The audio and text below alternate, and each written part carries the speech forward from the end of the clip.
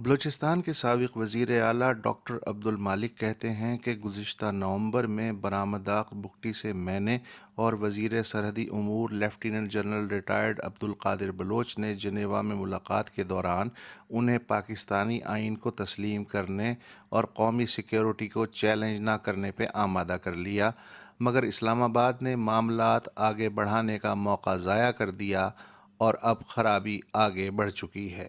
برآمدات نے بات چیت کے بعد بی بی سی کو ایک انٹرویو دیتے ہوئے تصدیق بھی کی کہ ہم وفاق کے دائرے میں مذاکرات کے لیے تیار ہیں، اب یہ پاکستانی اسٹیبلشمنٹ پر منحصر ہے کہ وہ کیا قدم اٹھاتی ہے۔ کل کی نسل پس منظر جانے بغیر بس یہی جان پائے گی کہ برآمدات ایک غدار تھا۔ ایوب خان کی ناک کے بال الطاف گوہر کے بقول جس وقت بھارت سے مل کر مشرقی پاکستان کی علیحدگی کی سازش کے الزام میں اگرتلہ کیس کی پکڑ دھکڑ شروع ہوئی تو شیخ مجیب الرحمان پہلے ہی سے جیل میں تھے، مگر بری فوج کے سربراہ یحییٰ خان مصر تھے کہ مجیب کا نام بھی ڈالا جائے۔ الطاف گوہر کے بقول مجیب کا نام ایوب خان کے کہنے پہ ملزموں کی ابتدائی فہرست سے نکال دیا گیا مگر پھر شامل کر لیا گیا۔ اس مقدمے نے مجیب کو بنگالیوں کا ہیرو بنا دیا۔ ایوب خان کے خلاف تحریک نے زور پکڑا تو بعد از خرابی بسیار 19 فروری 1969 کو اگرتلہ کیس نہ صرف واپس لے لیا گیا بلکہ مجیب کی سیاسی بحالی بھی کرنا پڑی۔ مشرقی پاکستان کے ایک سابق governor vice admiral Muhammad Ahsan لکھتے ہیں کہ بعد از انتخابات 28 فروری 1971 کو میں نے شیخ مجیب کو بلایا۔ شیخ نے پوچھا کیا اسمبلی کا اجلاس غیر معینہ مدت کے لیے ملتوی ہونے جا رہا ہے؟ میں نے کہا خدشہ یہی ہے، تاہم یہ مختصر مدت کے لیے ہوگا۔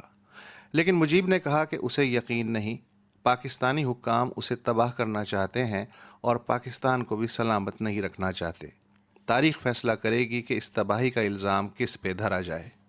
جب 1946 میں ہندوستان کی عبوری کابینہ بنی تو جناح صاحب نے جن 5 مسلم لیگی وزراء کے نام وائسرائے لارڈ ویول کو بھجوائے ان میں دلت سیاستدان جوگندر ناتھ منڈل کا نام بھی تھا۔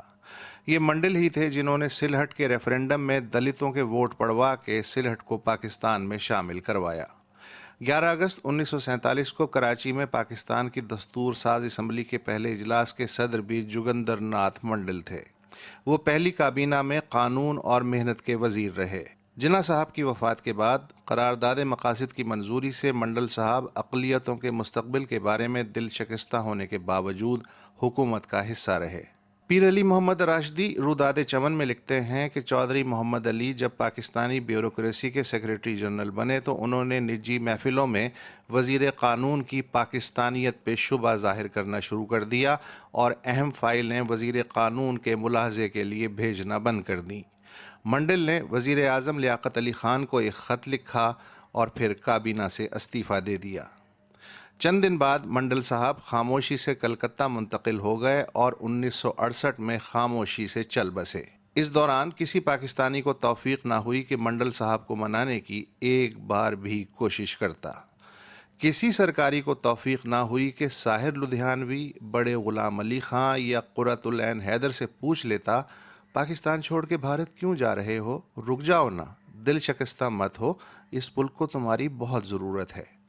منٹو یہی طے کرتا کرتا مر گیا کہ رہوں کہ نہ رہوں۔ یاروں نے بہت کوشش کی کہ حسین شہید سہروردی اور فیض صاحب بھی پاکستان سے بوریا بستر لپیٹ لیں، مگر دونوں کی قوم پرستانہ ڈھٹائی آڑے آتی رہی۔ غفار خان کو بعد از مرگ جلال آباد میں دفن ہونے کے بعد اشرافیہ نے جبری پاکستانی کے طور پہ قبول کر لیا۔ جی ایم سید اور نواب خیر بخش مری اور اجمل خٹک کے ساتھ بھی یہی ہوا کہ غدار کہا، پھر گلدستہ پیش کیا اور پھر غدار کہا۔ اب ان کی قبر پہ چادر چڑھانے کی اجازت ہے، مگر اکبر بگٹی کی قبر پہ نہیں۔ ڈاکٹر عبدالسلام کو کوئی منہ سے غدار نہیں کہتا مگر سلوک غداروں والا ہی ہوا۔ بس یہ مہربانی ہوئی کہ جنم بھومی میں 2 گز زمین عطا ہو گئی۔ ہم وفادار نہیں، تو بھی تو دلدار نہیں۔